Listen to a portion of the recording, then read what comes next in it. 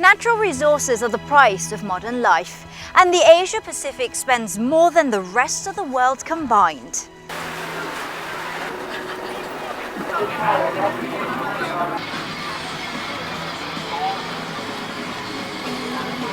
Resource efficiency in Asia has the potential to double or even triple. We can get more from less, but how can we recognize the opportunities? The United Nations Environment Programme, the CSIRO and Sydney University have collected 118 resource use indicators for 26 countries in the region for the last 40 years. That's how we know that the region as a whole is extracting over 2,000 trillion litres of water per year. This is the rate we extract water in the Asia-Pacific region all day, every day. That's equivalent to 27 Olympic swimming pools every second. And this is the amount of metal used in the region every single day. That's over 100 tons every second. We have over 100 metrics, which means that we know precisely what it takes to build our economies across the region, including the greenhouse gases we add to the atmosphere, which is currently equivalent to 600 tons of carbon dioxide every second, all day, every day. That's about half the global total.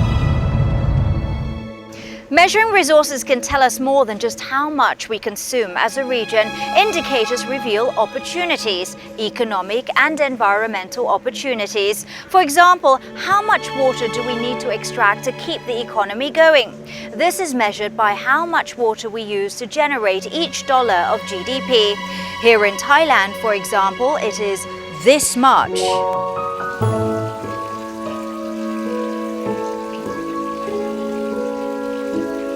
Looking at economies this way raises questions.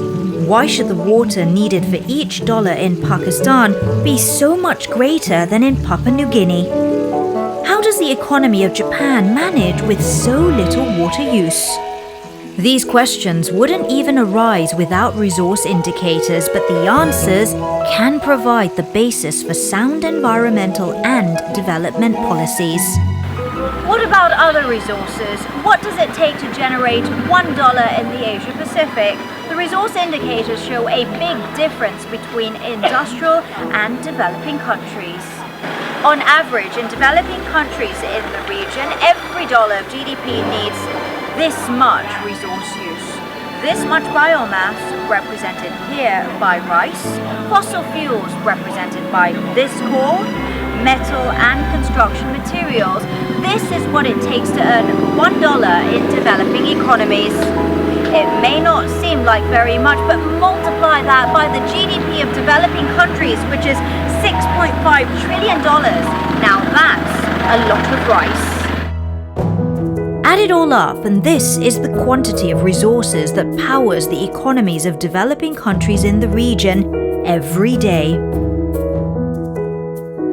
The use of materials in the industrialized countries in the region is very different. Earning $1 in industrialized countries takes less than 1/10 of the materials.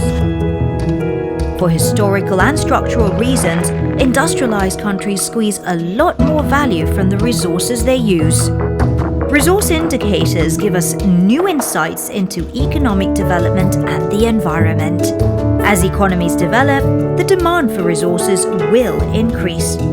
There are huge variations across the region, which means there are opportunities for significant improvement.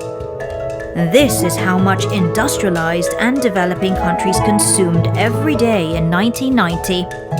Over 20 years, it has changed a lot.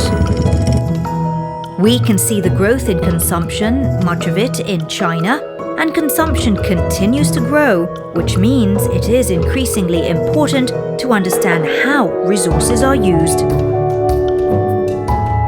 Resource indicators raise questions and provide answers. By engaging with data in this way, we can identify economic and environmental benefits across the whole region.